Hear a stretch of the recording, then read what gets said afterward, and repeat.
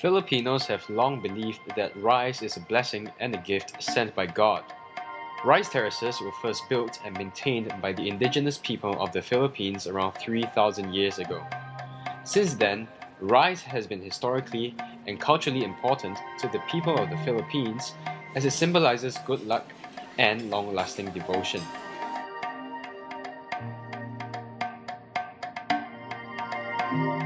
Today, rice remains the staple food of Filipinos.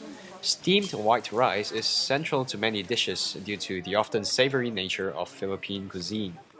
My name is Sophie Clayton and I'm the Public Relations Manager here at the International Rice Research Institute. Rice is very important in the Philippines. Rice consumption here is about 120 kilograms per person per year, which is quite high. It's above world averages. So that means people are eating rice morning, lunch and dinner. So at every meal, most people are eating rice. We people in the world like to eat rice. This dish is called tosilog. Usually it's for breakfast. Yeah, every day. 3 times a day. 3 times a day. That's 3 times a day, every day. This is, we call it champurrado. Champurrado. Yeah. Boiled rice with chocolate powder. Chocolate powder. It's like a...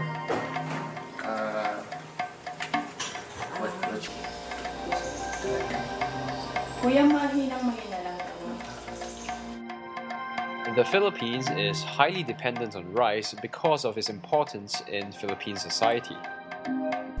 For the jungle, we have the plant for the native plant rice. We have.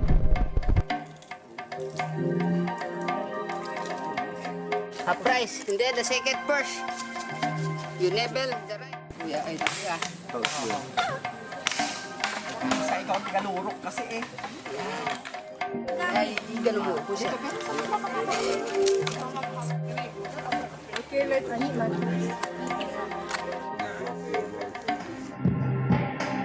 There is a growing population of 10 million Filipinos to feed. Despite being the 8th top rice producer in the world, the Philippines relied heavily on rice imports to meet its massive domestic demand. However, in 2008, disaster struck. Rising prices of commodities prompted major rice exporting nations, India and Vietnam, to restrict rice exports in order to ensure the affordability of rice for their own citizens. The decline in rice exports on the international market caused prices to rise. Seeing the increase in prices, consumers panicked and hoarded rice for themselves. This led to a further drop in supply, causing rice prices to soar sky high. In just 4 months, prices of rice had increased threefold. As rice prices skyrocketed, the people of the Philippines were badly affected. The livelihoods of more than 1/4 Filipinos who fall below the poverty line and were already spending much of their income to buy rice were especially impacted. The poor are especially dependent on rice, as meat and other ingredients are much too expensive for them to afford. Globally, it's estimated that about 100 million people were pushed further into poverty because of that increases in rice prices. Now it affects Filipinos particularly when rice prices go up because rice is so important in their diet because, as I mentioned before, it's a major part, a major staple. And so when rice prices go up, that means that people have less money to spend on other things like a more nutritious diet, like healthcare, like education. So it's really important to try and keep rice prices affordable so that those people, particularly at the lower end of the economic scale, can still survive and still thrive. Although the country eventually managed to tide through the crisis, it became evident that the nation needed to become self-sufficient with regards to its supply of rice, Xuezhi wished to preserve the rice culture. President Aquino says the country should be self-sufficient in rice this year.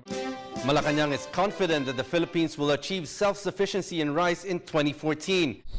Yes, we do, and in fact, this year the government says we probably will not need to import rice, but this is very unpredictable given these issues of this year's harvest is not very good, and so therefore we still need to import rice. The idea is really to increase more rice production. However, there are difficulties in meeting the domestic demand for rice. Well, difficult in the sense that the number of issues. One is the decreasing areas of land for cultivation because of competing demands for land resources, primarily for other land uses like human settlements or factories or roads. One of the major problems for the Philippines is producing enough rice for its own population. So the Philippines has quite a small area of land, especially compared to major rice producers like Vietnam and China and India. And so because of that small area of land, it is challenging for the Philippines to produce more rice. And moreover, it's an archipelago, so it's a lot of islands sort of separated from each other. So there are implicit challenges with growing rice production in the Philippines. That's one thing. The other issue is the wastage of rice, and this is very common in restaurants when you order food and leftovers and they just thrown away, and that's apparently it's a huge amount of wastage. One of the other issues is really this increasing frequency of extreme weather events like flooding or typhoons that actually, especially if they come in the crop season, they destroy almost ready to be harvested rice. Filipinos are trying, but you need to understand that this is also a cultural thing, and also that even if they want to, in the far-flung areas of the world, there's no alternative. In other areas, they eat purely corn and no rice at all, especially in the south. Kamuti, kamuting kahoy, kamuting baging, kukuha po ng mga gabi, sabaw, gulay po yun. If she has money, she would like to buy rice and cook. But times when she has no money, she just go to the wild forest and gather the wild yam, or she gather the wild, this is called Dioscorea. This is a wild type of tuber in the forest, and then she cook her own meal. The International Rice Research Institute is based here in the Philippines, and one of the reasons that it's here is because rice is so important in the Philippines.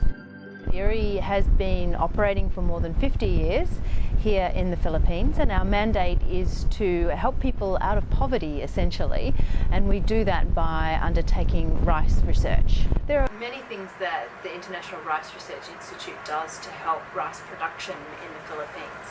To start with, we help develop new types of rice, so we breed new rice varieties, and so that means we release varieties that might have higher yields, which means they produce more, or that they can grow in more difficult growing conditions.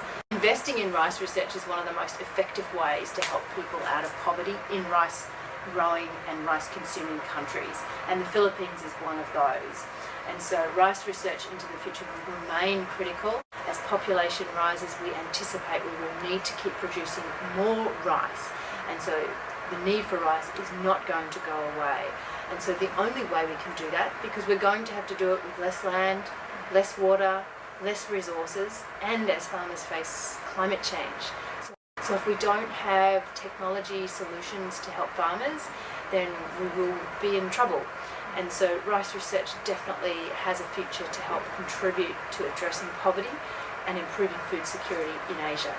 IRRI has not released yet a genetically modified variety of rice, but it's in the works. So our scientists thought out of the box that perhaps we can re-engineer the photosynthesis processing of rice to make it a C4 plant, from C3 to C4. So it'll be more efficient, and we'll use less resources of land, of water, and we'll have higher yield.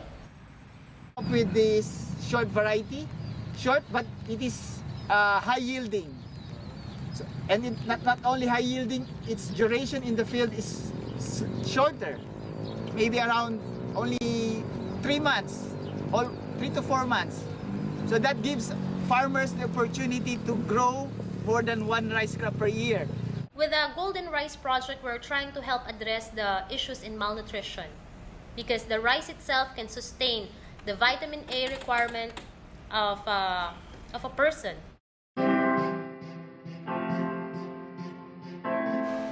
Solutions to improve rice yield can have far-reaching effects.